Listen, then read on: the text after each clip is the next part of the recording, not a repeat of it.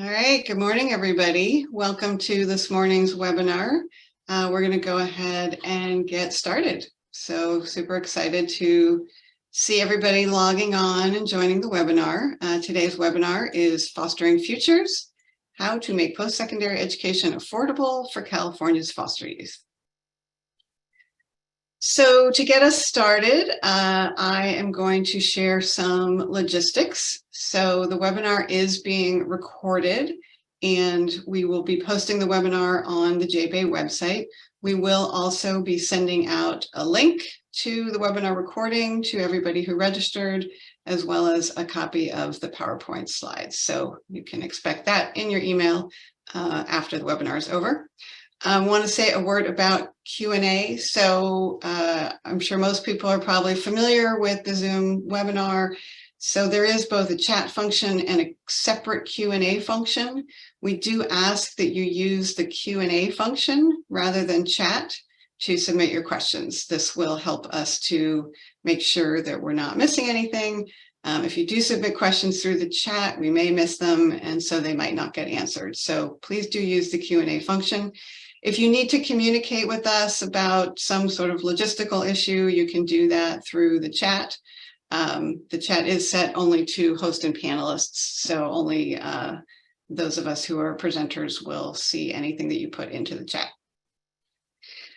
So I'm really excited to introduce our panel this morning. We have an amazing group of folks joining us for the webinar. So I'm Debbie Rauscher. I'm the Director of Education with John Burton Advocates for Youth. I'm joined by my colleague, Jessica Petros, who is our Associate Director of Education, as well as Christina Torres, a Youth Advocate with John Burton Advocates for Youth. And then we have our partners here today from the Urban Institute, Devlin Hansen, Laura Packard-Tucker, and Michael Pergamut. And we're really excited to have them here today. I did want to just share one thing about Urban Institute's participation in the webinar. We are going to be talking about a bill that JBay is sponsoring, Senate Bill 307.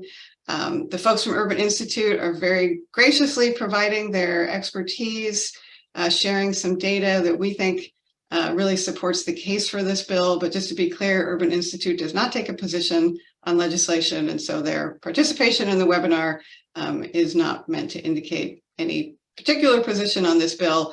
We're super grateful to have them. So we are expecting to be joined as well by Senator Angelique Ashby, who is one of the authors of SB 307. And I see that she's here with us right now. So just to share a little bit of information. So Senator Ashby represents Senate District 8, which is the Sacramento and Elk Grove area. She spent 12 years on the Sacramento City Council prior to joining the state legislature. She's been a longtime champion for foster youth, parolees, incarcerated women, transition age youth, and other populations that need additional support in California. So we're super grateful to her for being here today, as well as all of the work that she's done historically for these populations. She's co-authoring SB 307 with Senator Mike McGuire. And I'm going to go ahead and actually spotlight Senator McGuire and stop my screen share. So Senator Ashby, sorry. That's okay. We're so happy to have you, and I'm going to turn the floor over to you. Oh, thank you so much, and thank you all for being on this call. I'm so grateful just to talk a little bit about why I'm involved with this bill and why I think this is so important for the state of California, and you know, why I'm so grateful to JBay for being a leader in this space. So my name's Angelique Ashby. I'm a freshman senator, brand new, and I am here in Sacramento, so I have the good fortune of being the member for the Capital Region itself.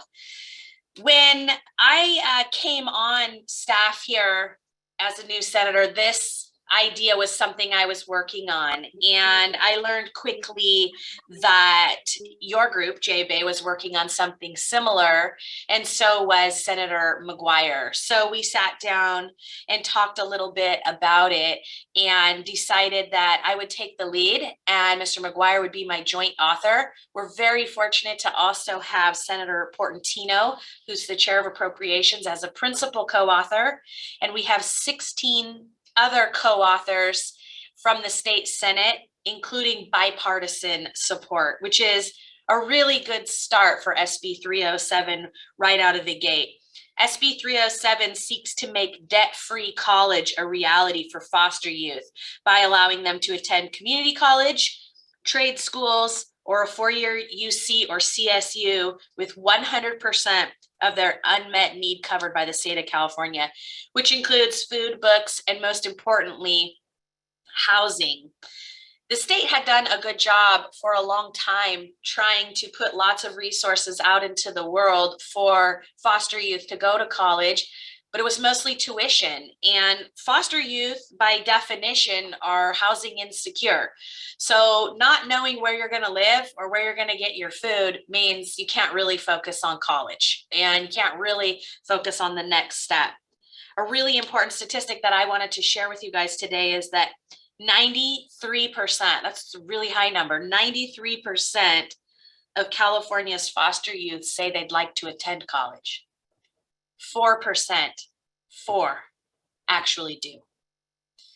So I'm hoping that SB 307 turns that dialogue around. You may hear it referred to as the Patrick Bryan Ashby Act a couple of times. I'd like to tell you why. That's my dad.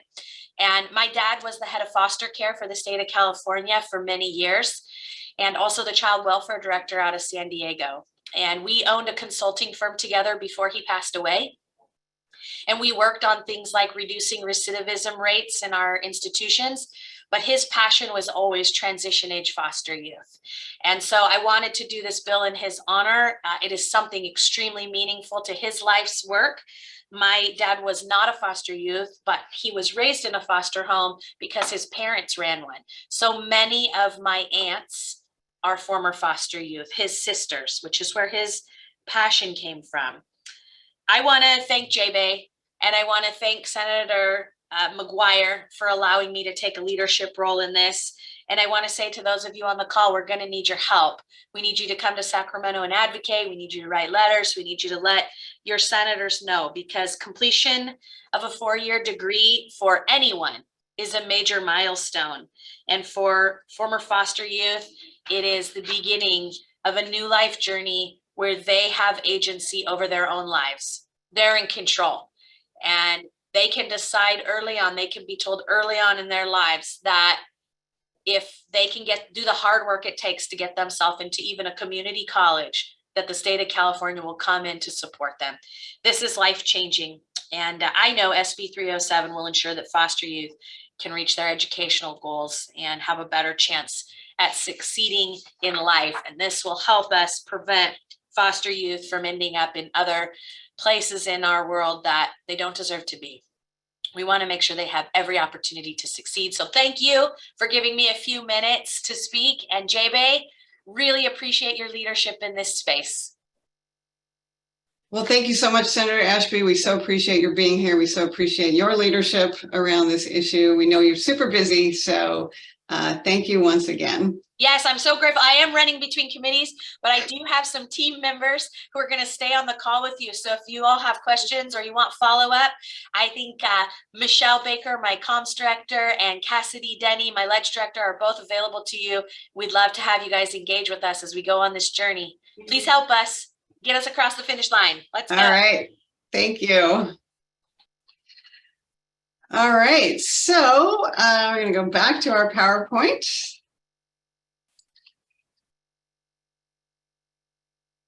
And I'm going to go ahead and turn it over to Laura from Urban Institute, who's going to share some really exciting new research that they've been working on. Thanks so much, Debbie. Would you mind going back just one slide? Oh, there we go. Thanks so much. I appreciate it. So thank you. I'm here. I'm Laura Pecker-Tucker. I'm with the Urban Institute. We're here to talk to you about some work that we've done around Chafee education and training vouchers, sort of a look at ETV programs, participation, and outcomes in 10 states. I'll start and then I'll pass it over to my colleague, Devlin Hansen, and Mike Pergament from the Urban Institute is here as well. So first, a little bit about who we are. The Urban Institute, we're a nonprofit research organization that provides data and evidence to help advance upward mobility and equity. And so the research that we're presenting today is a part of a body of research on ETVs conducted by education training vouchers conducted by Urban Institute researchers, myself, Devlin Hansen, and Michael Pergament. And so the research presented today doesn't represent the position of the Urban Institute, and we as researchers do not take a position on legislation. Next, please. So I wanted to start with just a little bit of background. So young people with experience in the child welfare system face a unique set of challenges in attending and graduating from higher education. Yeah, if you could go forward one just to fill in the bullets there, thank you. So research has found that the vast majority of young people with foster care history want to attend and graduate from college. However, with enrollment rates around 30%, these young people are about half as likely to enroll in post-secondary education compared to youth without foster care history. And once enrolled, students with foster care history drop out at much higher rates than youth without foster care history. So for students with foster care history, about 20% of them attending a four-year college drop out within their first year, and that rate is 50% for those attending any post-secondary institution. Among those who either never enrolled or dropped out, about 1/3 report facing a barrier to going back to school, with needing to work and not being able to afford college being some of the most common barriers. Next, please. So, thank you. Students can work, but working, and especially working full-time, can be difficult. Research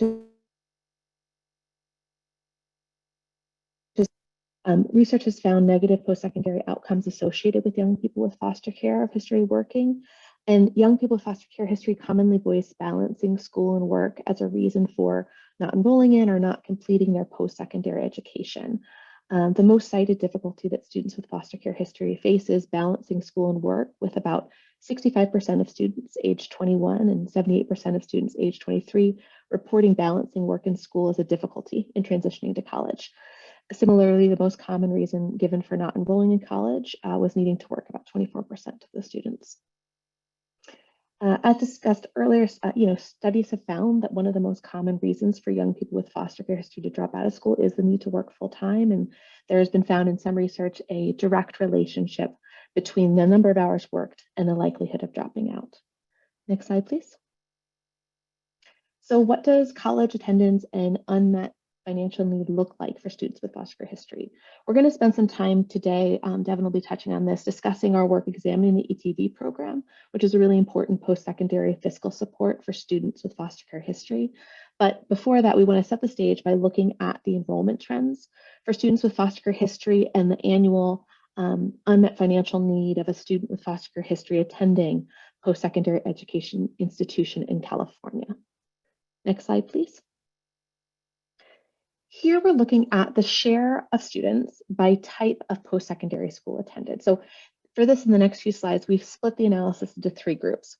We have students with foster care history, low-income students without a foster care history, and then all students without a foster care history. We've used data from the National Post-Secondary Student Aid Study, or NPSAS, which includes national financial aid data at the student level.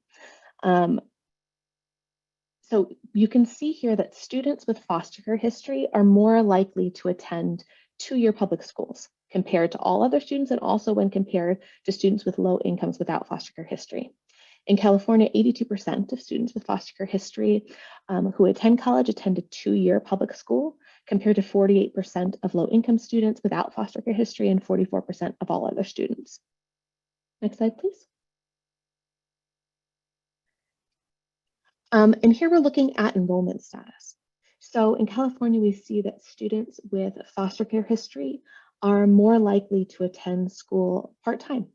So you can see here about 60% of the students with foster care history attend school part-time. That is higher than even the students with low incomes, but without a foster history. About 39% of them attend school part-time, but a majority of them attend full-time. It's not the case for students with foster care history. Looking at all students without a foster care history, about a third of them attend part-time, and about 61% attend full-time. See different enrollment statuses among the different student groups. Next slide, please. So when attending college, family support can make a difference, particularly when covering living expenses, and having a family to live with, eat with, or go to with small financial issues can relieve some of the fiscal stress of attending college. Students with foster care history, however, are less likely to live with parents or relatives compared to other youth. So you can see the students with foster care history over there to the right, and about 57% of them live off campus when they're attending post-secondary, and only 27% of them live with parents. So California obviously offers independent living supports for young people in extended foster cares like SOAPs and THP and NMDs, but these options are only available if the young person is in extended foster care and is 20 or younger. And some people with a foster care history are not eligible for extended foster care because they weren't in care on their 18th birthday. A recent study found that only 51% of young people with a foster care history at age 16 or older in California were in care on their 18th birthday. So students who live off campus face a higher cost of attendance than students who live with parents or relatives, but estimating how much is difficult.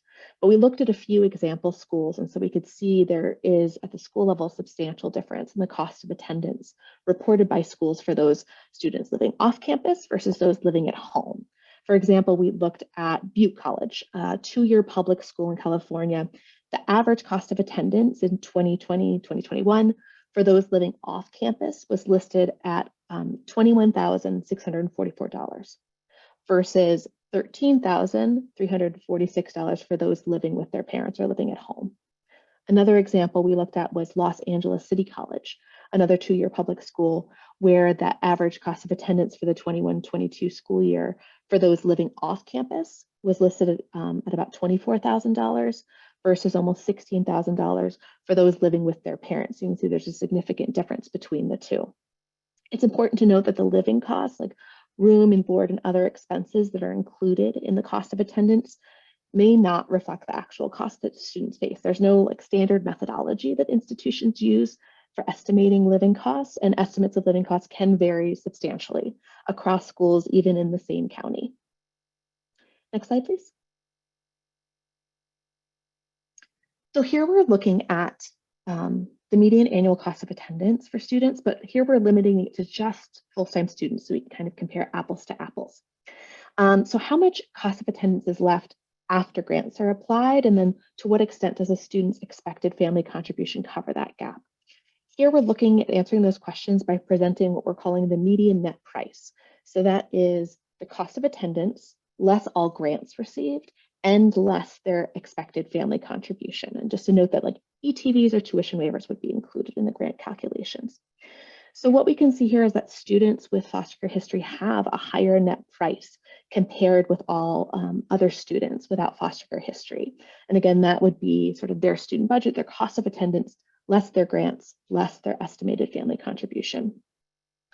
So the typical full-time student with foster care history in California has about $15,200 to cover each year after grants and their expected family contribution. That's compared to $10,900 for full-time students with low incomes without foster care history and $8,100 for all students without foster care history. So while some students with foster care history may have access to Silver THP in California, which may help cover this unmet need, they lose that benefit on their 21st birthday.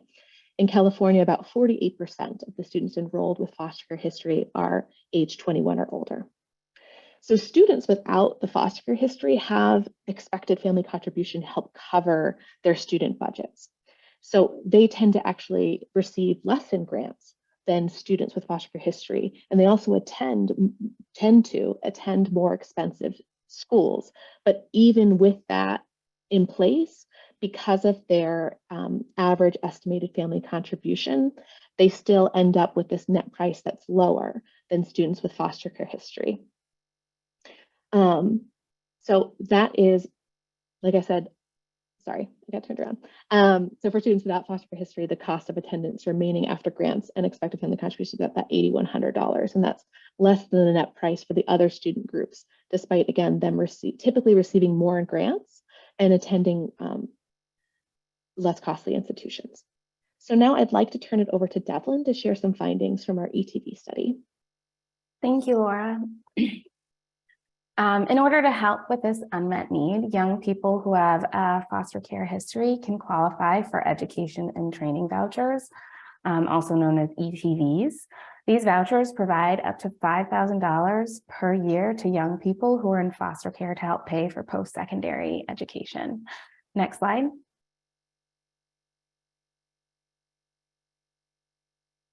In the rest of our presentation, we will share findings from an evaluation of the Education and Training Voucher Program, including what share of eligible young people enrolled in college are actually awarded an ETV, and how the enrollment, persistence, and graduation compare between students who enroll in college with and without ETVs. Next slide. Before we get into our findings, a quick overview of our study. The analysis includes 10 states: California, Colorado, Florida, Illinois, Missouri, New Jersey, Ohio, Oregon, Pennsylvania, and Tennessee. The data we used includes all young people in foster care on or after their 16th birthday in these states from around 2005 to 2017. College enrollment outcomes are measured up to age 21, and graduation outcomes are measured up to age 24 using the National Student Clearinghouse data. At the time of this study, youth who were older than 21 were not eligible to get an ETV if they hadn't already received one. This is the reason we look at college enrollment outcomes up to age 21.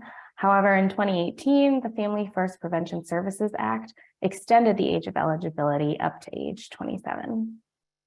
Next slide. Next, we're going to look at ETV take-up. What we mean by take-up is the share of ETV eligible young people who actually received the ETV. Next slide. But first, we'll look at the subset of youth who actually enroll in post-secondary education. This graph shows the share of young people with foster care experience at age 16 or older that enrolled in college by age 21. What you can see is that California has a relatively high rate of college enrollment at 35% compared to the other states in this study, but this is still well below the rate of other youth who did not have foster care experience. Next slide. Now, among the young people who enroll in college, we look at the share that enrolled with an ETV. Only about 31% of ETV eligible young people who enroll in college in California actually enroll with an ETV. There are a few important pieces of context here for California's take-up numbers. The first is that California's ETV program fully funds students up to the $5,000 limit. That is, they give a smaller number of students, typically the maximum $5,000, whereas other states decide to lower the amount provided to students and spread it across more students.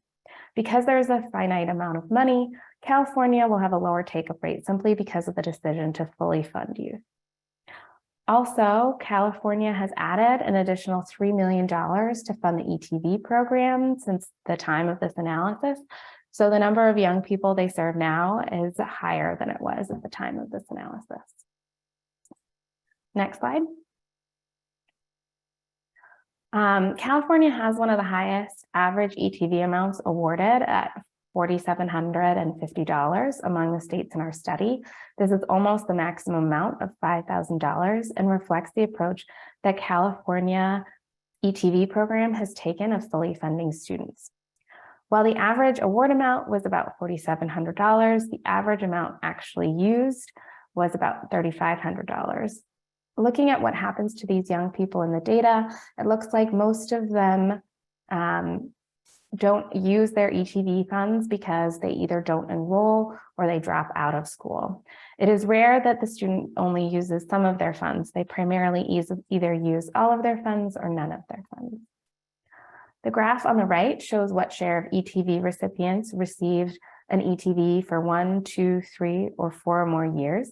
Other than Florida, California had some of the highest persistence in the ETV program, with 20% receiving an ETV for 4 more years.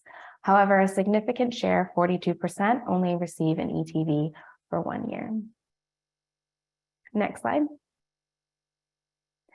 Next, we'll look at college enrollment. Next slide.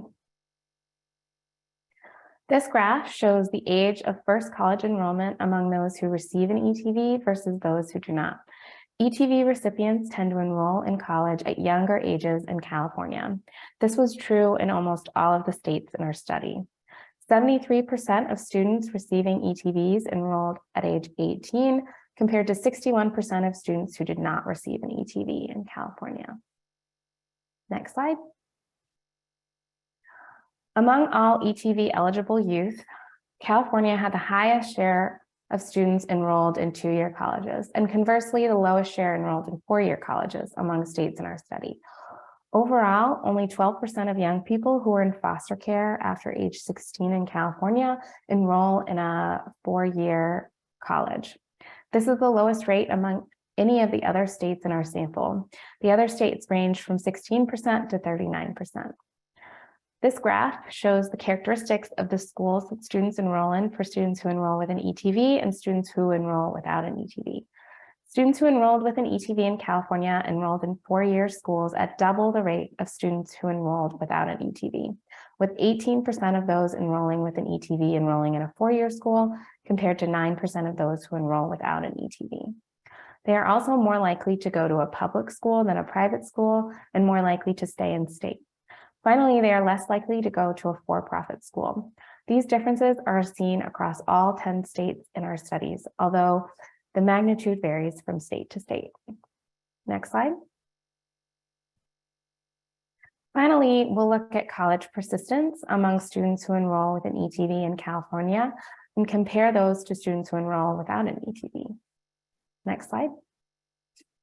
Youth who enroll with an ETV are more likely to persist in school in California and in all of the states in our study. In California, 91% of those who enrolled with an ETV persisted for 1 semester, and 86% persisted for 2 semesters. In comparison, only 64% of those who enrolled without an ETV persisted for 1 semester, and only 57% persisted for 2 semesters. In our study, California had some of the biggest differences between those who receive ETVs and those who do not in terms of persistence, with a 27 percentage point difference for 1 semester and a 29 percentage point difference for 2 semesters. For most of the states in our study, the difference was closer to 20 percentage points. Next slide. Students who enroll with an ETV also have higher graduation rates than those who enroll without an ETV in California and across all of our 10 states. Students who enroll with an ETV have roughly double the graduation rate of those who enroll without an ETV. The graduation rate from 4-year schools is also almost triple that of those who enroll without an ETV. While we see similar differences across all 10 states in our study, California has some of the biggest differences. However, even among the ETV population, the graduation rate is much lower than for students who do not have foster care experience. The national 6-year graduation rates are 33% at 2-year schools and 63% at 4-year schools. An important note is that what we're seeing here is correlation and not causation. That means we cannot say with certainty that receiving an ETV caused these individuals to have a higher graduation rate, because this may instead reflect differences in who receives an ETV. Maybe it's that those who apply and receive ETVs are more likely to graduate. When we control for the youth characteristics that we can see in the data, we still see these differences. While this is promising evidence that ETVs may improve persistence and graduation rates, more work is needed to confirm that ETV leads to higher rates of graduation. In summary, our research has found that young people with a foster care history are more likely to attend 2-year public schools, are more likely to attend part-time, and are more likely to live off campus. They also have higher unmet need than other students who do not have a foster care history. We also find that students who enroll with an ETV enroll at earlier ages are more likely to enroll in 4-year schools and are more likely to graduate and persist. Thank you so much. And now I'll turn things back over to Debbie. Great. Thank you so much, both of you, for that really, really important and helpful information. So I'm going to now, we're going to switch gears away from the research over to talking about the bill. So we've kind of learned what some of the challenges are that foster youth face, and now we are here to offer you the solution. So I'm going to turn it over to my colleague, Jessica Petras. I'm going to go ahead and spotlight you, and Jessica, take it away.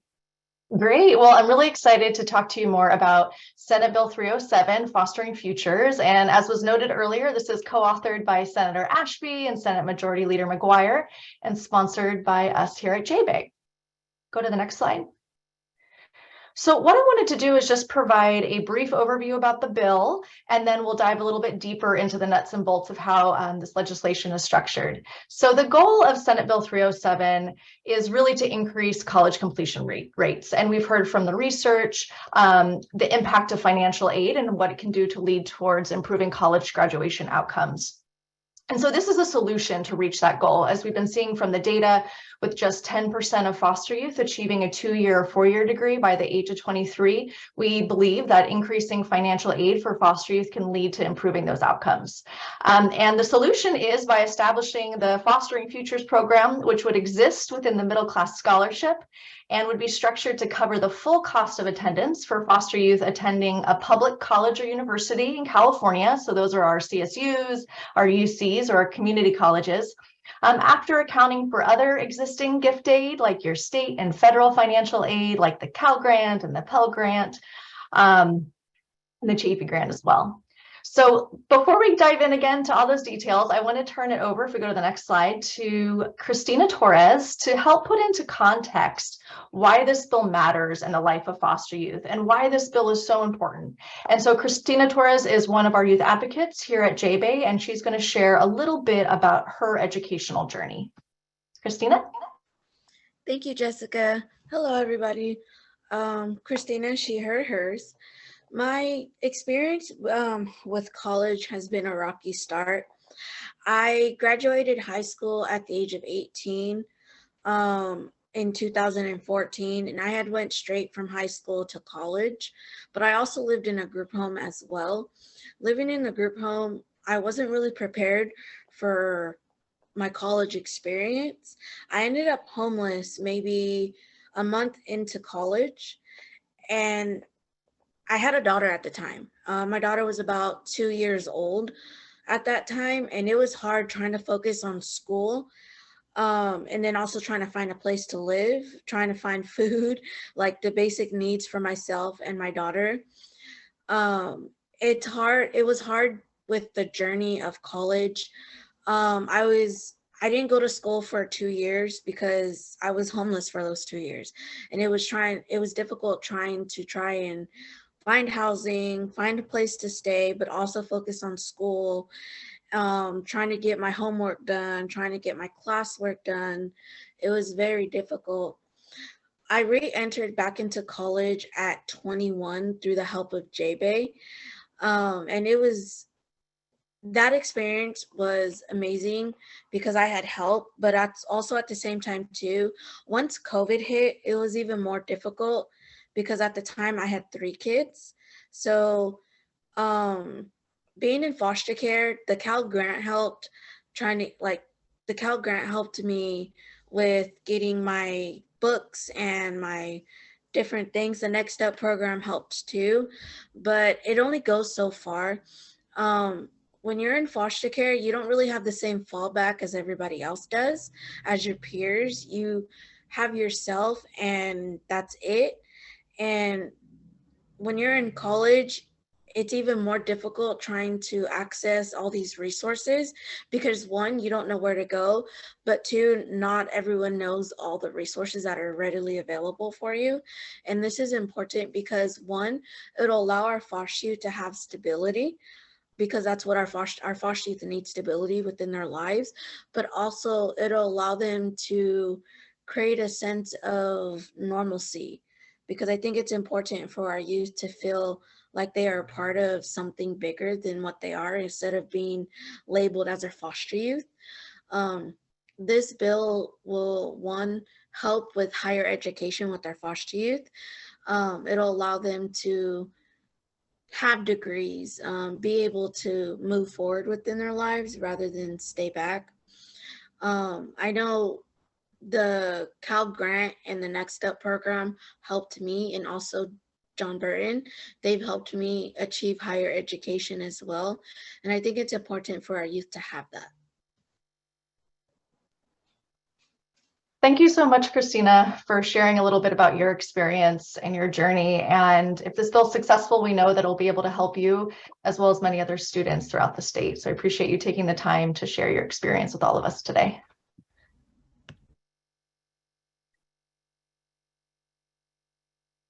All right. So now I want to further explain SB 307 and how it works and how it's structured.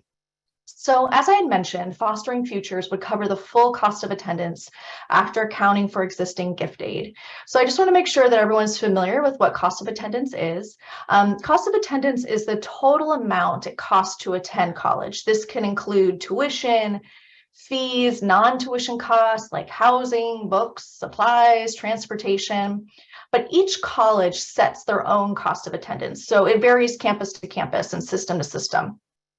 Another thing to know about cost of attendance is that a student may not receive financial aid that exceeds the cost of attendance set by their college. So once that cost of attendance is set, that's really, the cap in terms of financial aid that a student can receive. Go to the next slide.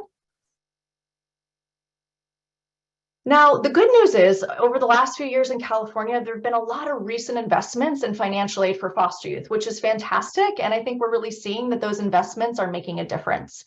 However, there's still unmet need when it comes to youth in the foster care system. And it's important to realize that for most current and former foster youth, they are generally also very low income. And so because of that, they usually have their tuition covered through state and institutional aid if they're attending a public college in California, such as the CSU or UC or community college. However, the financial gaps that our youth typically face are not with tuition, but with those non-tuition costs, where they're still seeing needs with covering the cost of housing and food and books and things of that nature. So to put it in a context, we have an example here up on the slide of just one scenario, and this is a scenario in which a student is full-time, which means they're taking at least 12 units. And in this scenario, they're attending a community college and living off campus. Generally, most community colleges don't offer housing.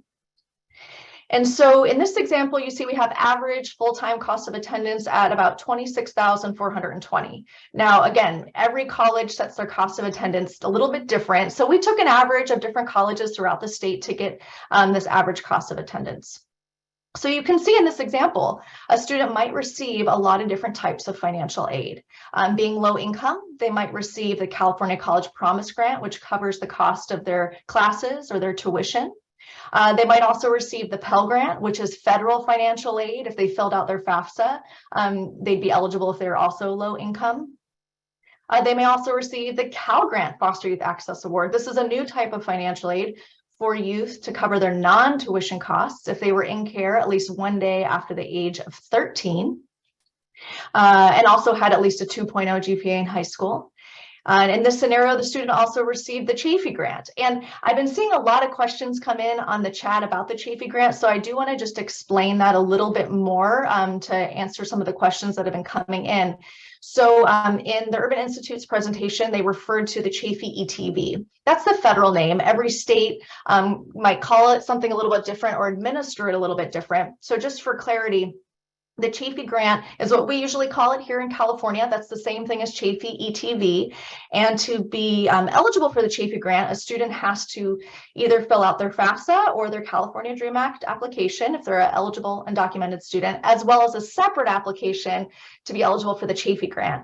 And students have to have been in care and out-of-home foster care at least one day between the ages of 16 to 18. And they can receive the grant for up to 5 years, whether or not consecutive. up until the age of 26.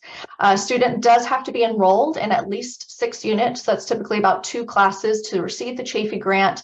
And the maximum award amount for the Chafee grant here in California is up to $5,000 for the academic school year. And they can use that to attend a college in California or out of state. So in this scenario, we have a student who is in care, eligible for the Chafee grant, and they received the $5,000. And also in this scenario, we assume maybe the student also applied for some private scholarships, or maybe they're in the Next Step foster youth support programs at our community colleges and they got some additional grants for books. So even with all that aid, with all the investments, we'd still see in this scenario that there would be a gap of about $5,000 in unmet need, which you can imagine, especially from the data that was just shown, that $5,000 can still be very significant for students who are trying to make their ends meet, make sure they've got housing and food, and don't have that typical safety net in place of family, emotional support, financial support to help cover those costs, or, as was shared before, they might have to work to make that additional gap in funding covered. So this is, again, one scenario. It can also look a little differently at our CSUs and UCs, but just to put that into context about what we're seeing with the need for our students. Now, as we talked about, the Fostering Futures program would be established within the existing middle class scholarship, also known sometimes just MCS, but with a few different changes so that it would work better for foster youth. So I want to provide first an overview of the existing middle class scholarship, which, as we'll talk about in its current form, really falls short of meeting the needs of our youth in the foster care system. So the middle class scholarship is a state financial aid program. And here are some of the eligibility criteria and how it's structured. So students must be pursuing a bachelor's degree at a CSU or UC, or also even a community college. A few of our community colleges do offer bachelor's degree programs. And it also applies to students pursuing a teaching credential. To be eligible, students must be low to middle income. The income requirements, they vary depending on whether the student is single or married or has children. Now, what's great about the middle class scholarship is the award amounts are based on total cost of attendance. So they're not a fixed award amount like the Chafee grant set at $5,000 or the Cal Grant award for foster youth at $6,000. It's really looking at that individual student, what the cost of attendance is for them, and then it looks at other available gift aid that they're eligible to receive from the state, from the federal government, from institutional aid. And then it looks at the difference in that, as well as 2 additional factors. Students must also provide a self-help contribution of $7,898 through either work or savings.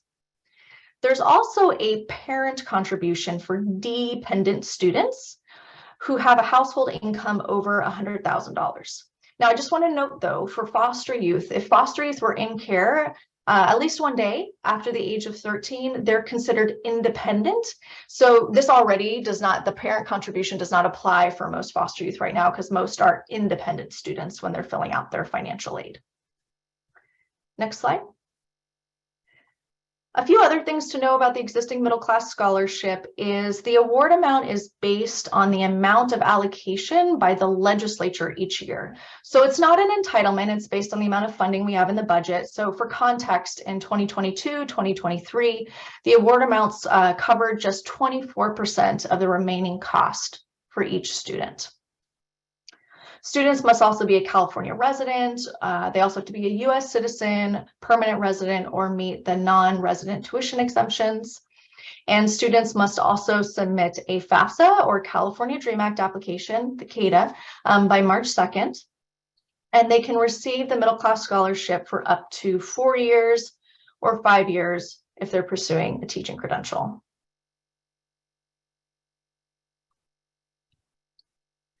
So now that you better understand the cost of attendance and the middle class scholarship, let's dive into SB 307, which again would establish the Fostering Futures program under the existing middle class scholarship to essentially make college debt-free for California's foster youth.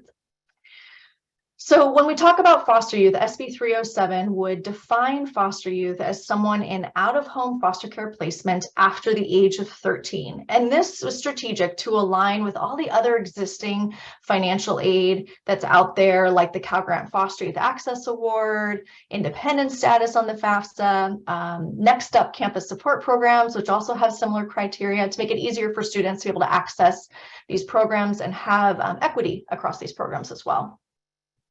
The other thing that it would do is remove that student self-help contribution requirement.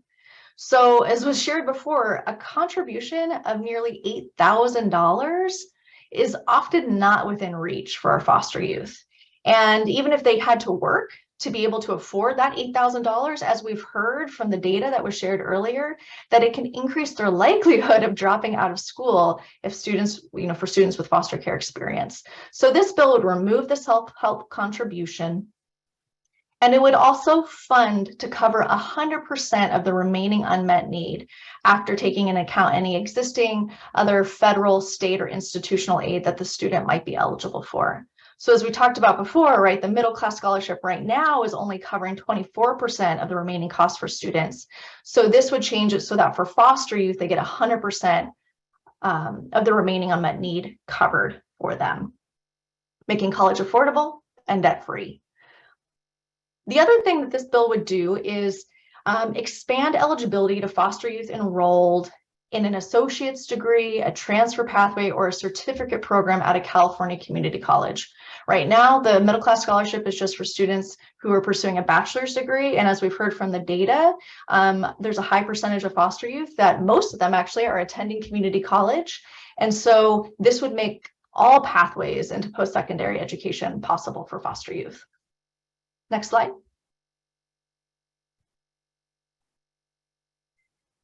The other thing that it would do is it would allow foster youth attending a California community college to submit their FAFSA or CADA by September 2nd. And this would just be to align with the existing Cal Grant deadline.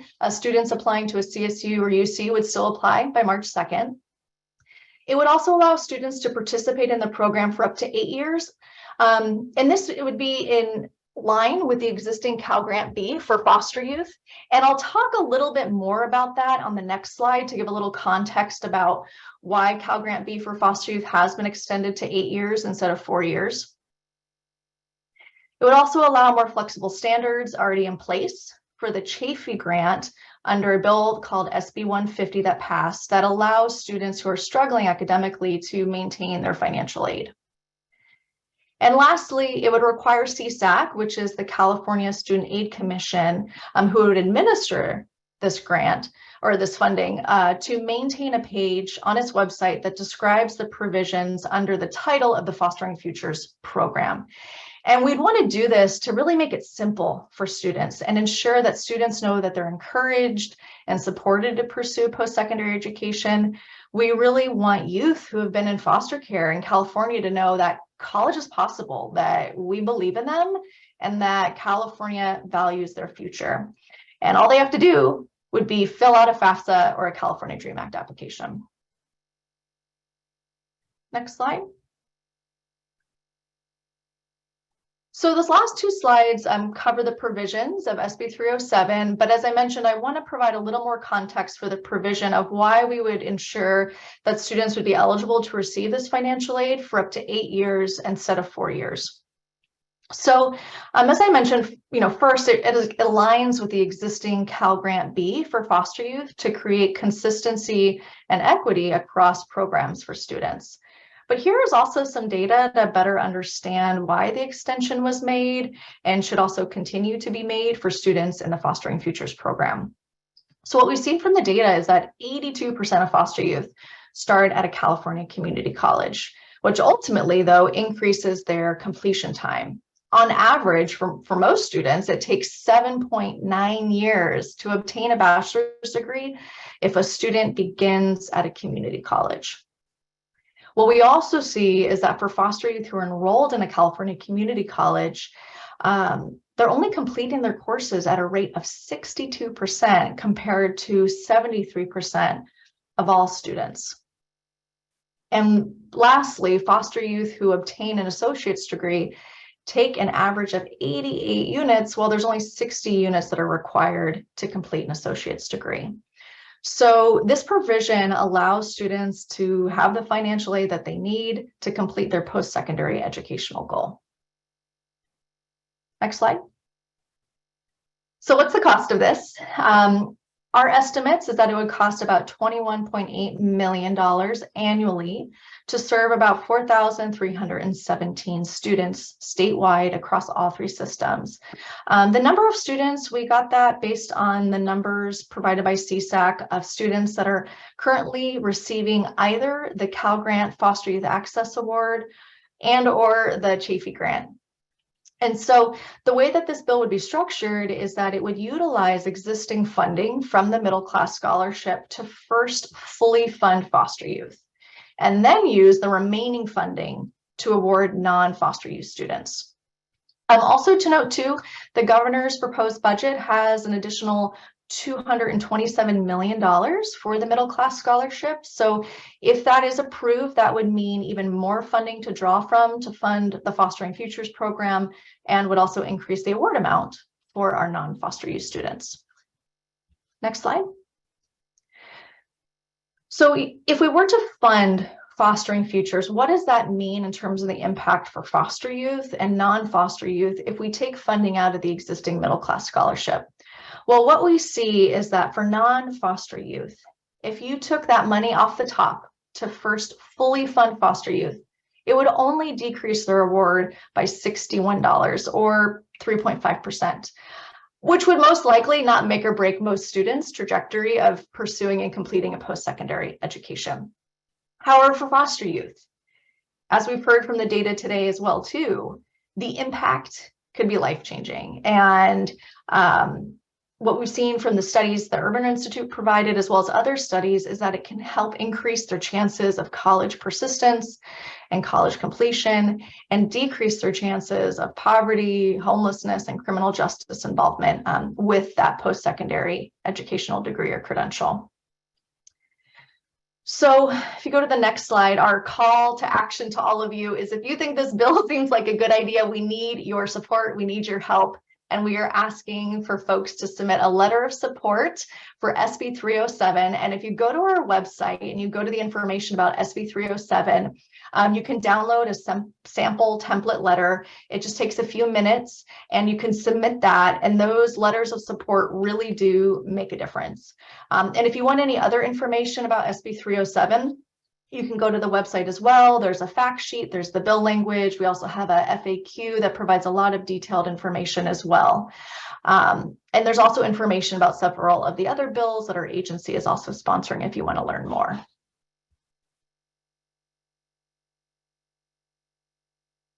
So with that, we do have a few minutes. If you have any questions that haven't yet been answered, please feel free to type that into the Q&A.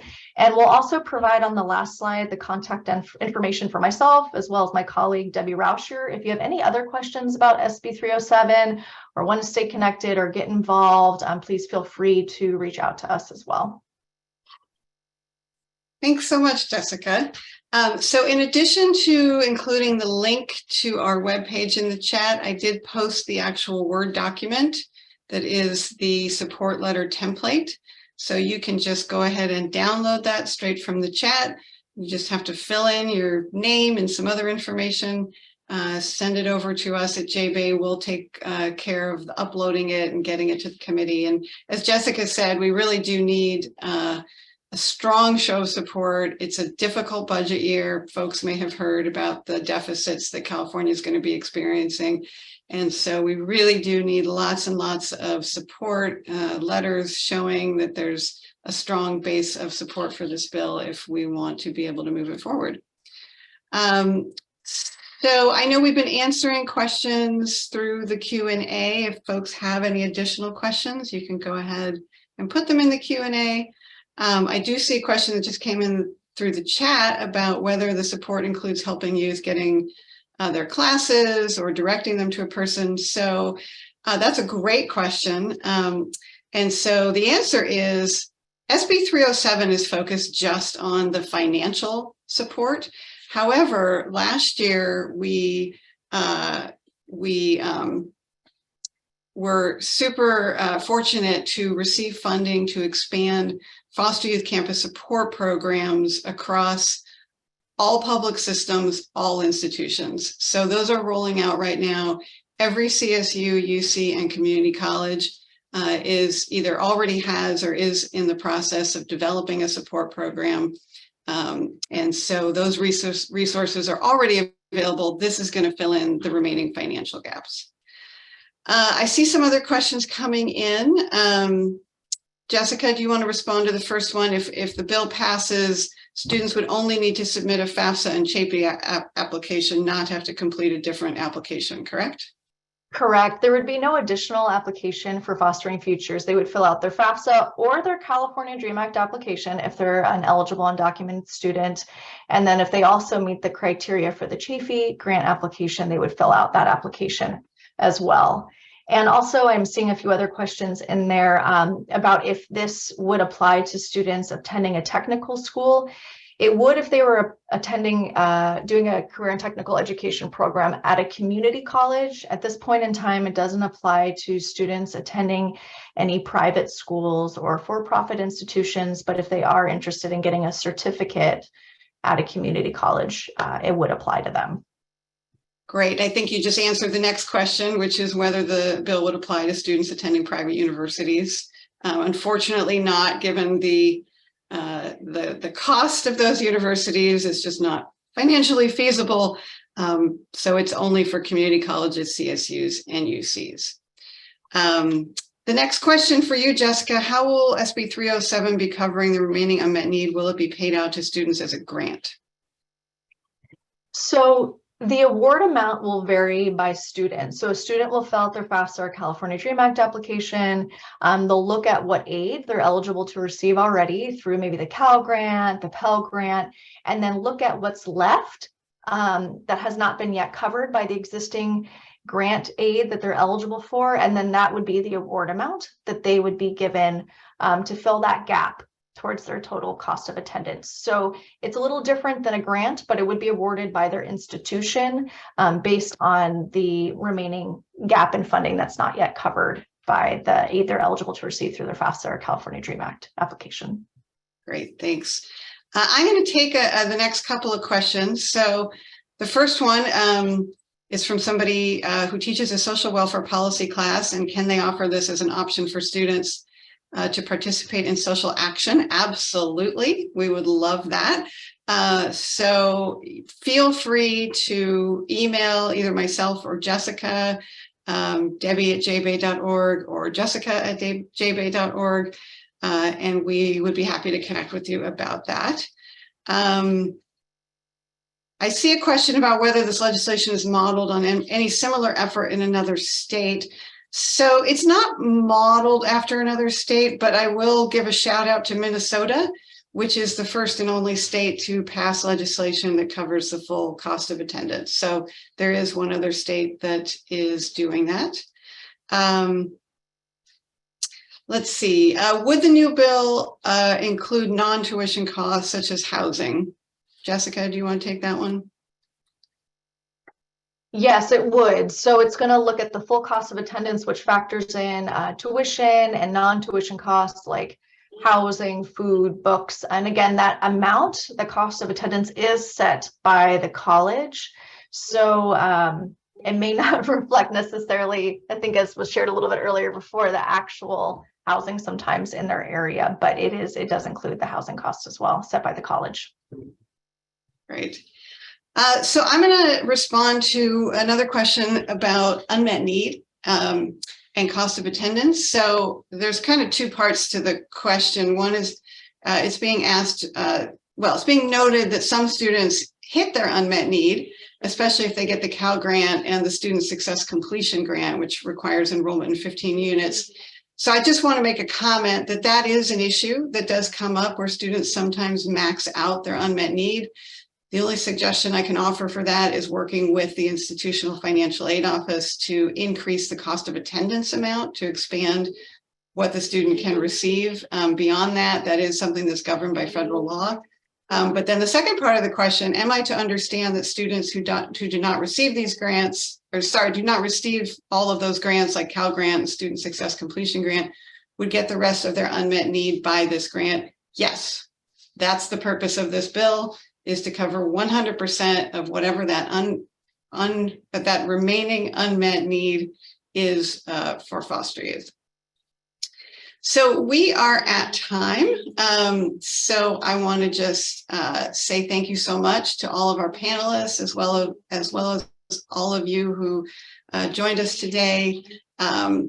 If we didn't get to your question, I think there might have been some that came in through the chat, which unfortunately we couldn't answer questions that came in through the chat, only through the Q&A. So if you didn't get your question answered or you want additional information, please feel free to reach out to us. Please do remember to send in those letters of support.